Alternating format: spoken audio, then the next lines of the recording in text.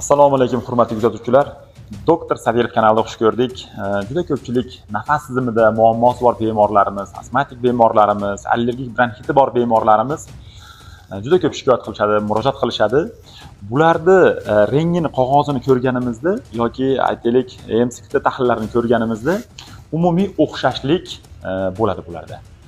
Aynan surunkali obstruktiv bronxit ko'rinadi juda ko'p hollarda. Ya'ni bundan xulosa shuki, astmatik bemorlarni hammasida ham o'pkasida qanaqadir kuchli yallig'lanish jarayonlari, qanaqadir protsesslar misol uchun bo'lmaslik ehtimoli bor. Lekin juda ko'pchilik bemorlarimiz o'ylashadi, aynan meni o'pkamda yoki nafas yo'llarida nimadir bor, doktor. Aynan mana shu yerga nimadir tiqiladi deb turib juda ko'p xavotirga berilishadi. Aynan bugungi suhbatimizda mana shu xavotirga to'liq yechim olasiz. Nafas tizimidagi astmatik holatni ikki turini biz farqlaymiz. Birinchisi bu somatik holati, ikkinchisi bu psixogen holati. Qabulimga keladigan bemorlarda aksariyatida psixogen turiga moyillik darajasi yuqoriligini juda ko'p kuzatganman. Aynan mana shu nuqtai nazardan kelib chiqib turib, bugungi suhbatimizda psixogen astma o'zi qanday bo'ladi? Xo'p, buni doktor somatik, ya'ni chin astmadan shu soxta astmani qanday farqlab olamiz degan savoliga inshaalloh bugun javob berishga harakat qilaman. Tayyor bo'lsangiz boshladik. Hurmatli kuzatuvchilar, albatta bu videoni oxirigacha ko'ring. Zero siz uchun albatta buni foydasi bor va bu videoga like bosing, albatta bizga obuna bo'lib qo'ying. O'zingizni fikrlaringizni albatta izohlarda qoldiring. Bizni qo'llab-quvvatlab turadigan bo'lsangiz, siz uchun biz albatta bu videolarni, misol uchun manfaatli videolarni albatta ko'proq qo'yib boramiz. Aynan psixogen astmaga sizda bu psixogen astmaga moyillik testi bor. Qay darajada? Buni albatta men hozir tushuntiraman sizga. Bu yerda 20 ta savol bor. Mana shu 20 ta savolga siz o'zingiz javob berib ketasiz. Men savollarni qadam-qadam o'qib boraman va tushuntirib ketaman. Xo'p. Birinchi savol. Gapirgingiz keladi, lekin aytmay ichingizga yutib yuboradigan holatlar ko'p kuzatiladimi sizda? 1 balli javob hech qachon bunaqa bo'lmaydi. 2 balli javob kamdan kam holatlarda. Ba'zan bo'ladigan bo'lsa 3 ball bo'ladi. Ko'pincha shunaqa bo'ladi deydigan bo'lsangiz 4 ball bo'ladi. Deyarli har doim shunaqa holat menda ichimga yutib yuboraman deb hisoblaydigan bo'lsangiz o'zingizga 5 ball qo'yasiz. Ya'ni yozib qo'yasiz, birinchi savol 5 ball yoki 2 ball yoki 3 ball deb. Juda ko'pchilik nafas tizimida muammosi bor bemorlarda aynan mana shu savolga 4 yoki 5 ballni qo'yishadi. Nima uchun? Ularda doim ko'pincha yoki deyarli ichiga yutib yuborish holatlari juda ko'p kuzatiladi. Ikkinchi savol, jahlingiz chiqqanda uni ushlab turishga harakat qilasizmi degan savolga javob berishimiz kerak bo'ladi. 1 ball hech qachon ushlab turmayman. Kamdan kam hollarda, ba'zan ko'pincha 5 balli deyarli har doim degan javoblar bor. Ko'pincha bu psixogen astmaga moyilligi bor insonlar albatta ichiga yutadi, ichida ushlab turishadi bu narsani. Bunga ham o'zingizga yetarlicha ballni qo'yishingiz kerak bo'ladi. Uchinchi savol, ko'krak qafasingizda qanaqadir bir aytilmagan gaplar tiqilib qolgandek hissiyotlar paydo bo'ladimi o'zingizda?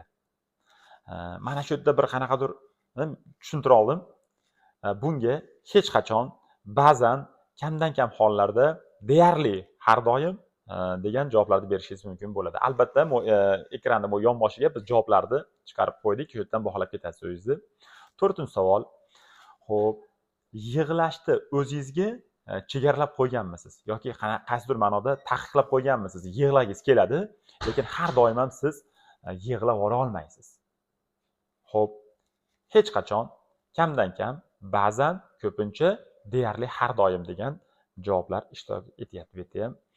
Xo'p, hissiyotga berilganingizda, ya'ni emotsiya chiqqanda butun badan taranglashadimi? Ya'ni qanaqadir bir hayajonlandingiz, qanaqadir bir hissiyotga berildingiz, shu paytda butun tanangiz javob qaytaradimi bunga yoki hech narsa sezilmaydimi?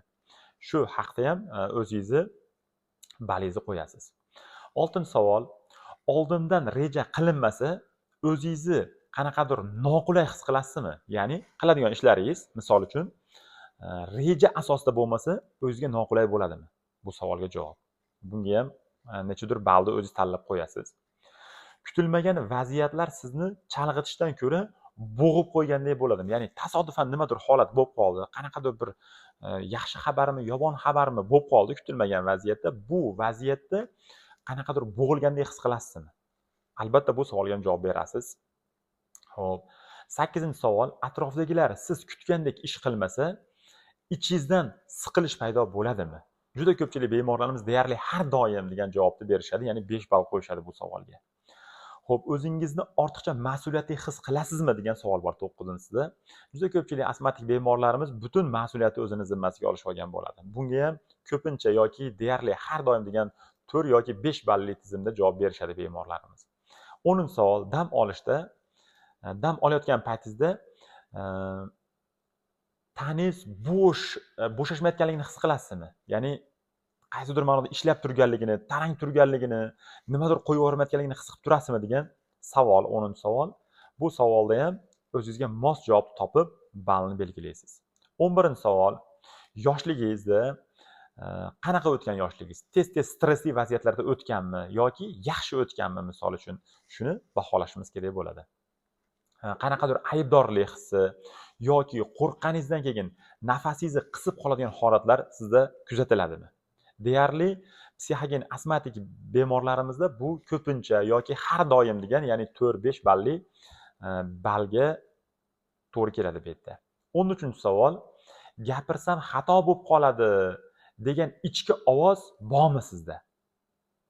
Ya'ni shuni aytmay qo'yaveray, gapirsam xato bo'lib qolmasin degan bir qanaqadir ichki ovozingiz bormi? Ballaysiz. Xo'p, qanaqadir e'tibor, 14-savol, e'tibor va mehr talab bo'lib qolganmisiz oxirgi paytda? Yoki shu e'tiborga, mehrga qanaqadir bir ehtiyoj oshib ketib qolganmi? Shuni baholaysiz. 15-savol, birovni asabiga tegmasligingiz uchun o'zingizni haddan tashqari olasizmi? Ki shu gapni gapirmay qo'yaveray, misol uchun otamga, onamga yoki farzandimga yoki oilamga gapirmay qo'yaveray, asabini buzmay, diqqat qilmay degan narsaniga har doim shunaqa qilasizmi? Deyarlimi, ba'zanmi, kamdan kam yoki hech qachon bunaqa qilmaysizmi? O'zingizga mos kelgan javoblarni tanlaysiz. 16-savol, stressda birinchi bo'lib nafas siqiladimi? Ya'ni asabiylashdingiz, diqqat bo'ldingiz, nafas bo'g'ilish hissiyoti sizda paydo bo'ladimi? Bu savolga ham juda ko'pchilik bemorlarimiz ha, albatta degan javobni berishadi.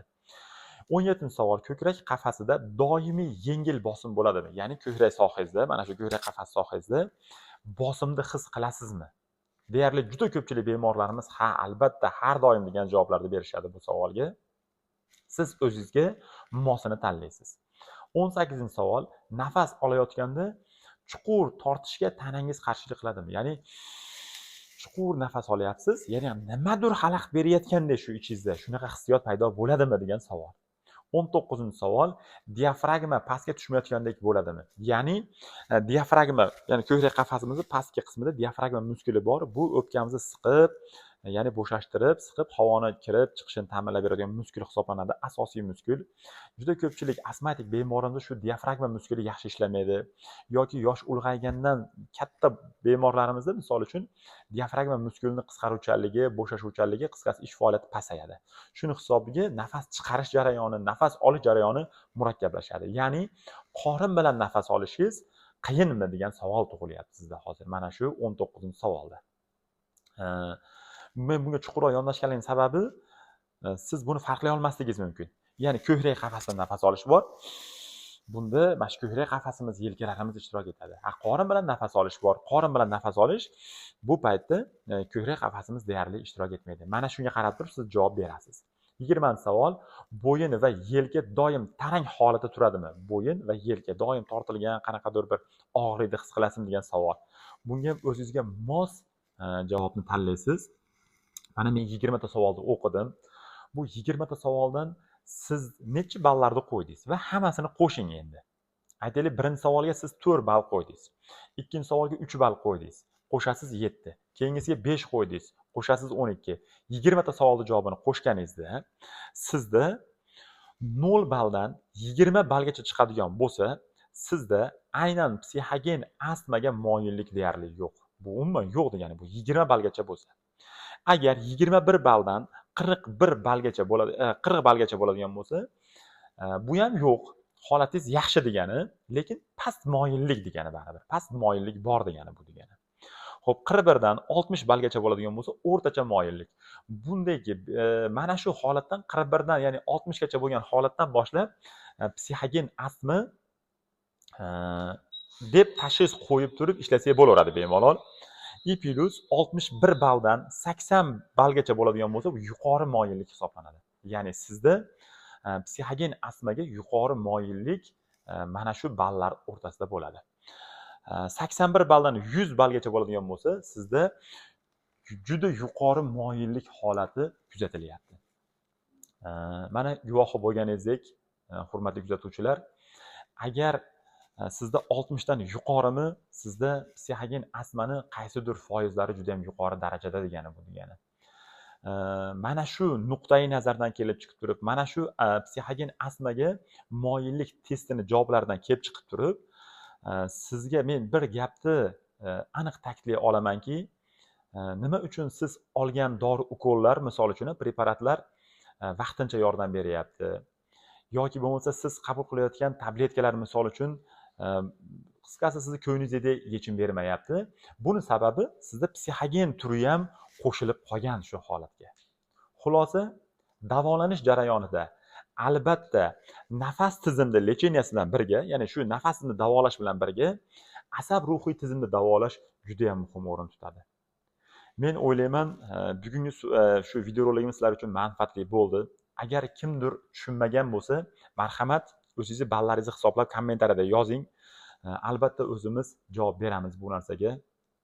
Yoki bo'lmasa, mana bu telefon raqamlari orqali bizga qo'ng'iroq qiling. Albatta menejerlarimiz javob berishadi va albatta onlayn konsultatsiyamizga yoziladi. Onlayn konsultatsiya mutlaqo bepul. Biz bilan bemalol bog'lanishingiz mumkin. Albatta videolarimiz sizga yoqayotgan bo'lsa, like bosib, kommentariy yozib, bizni qo'llab-quvvatlab turadigan bo'lsangiz, biz yanada yaxshi ma'lumotlarni sizga berishga harakat qilamiz. O'zingizni ehtiyot qiling. Sog'lig'ingizni mana shu kuchingiz, mana shu quvvatingiz borligida asrab avaylang. Zero uni yo'qotgandan keyin uni qidirish hech kimga bir manfaat keltirmaydi. O'zingizni ehtiyot qiling.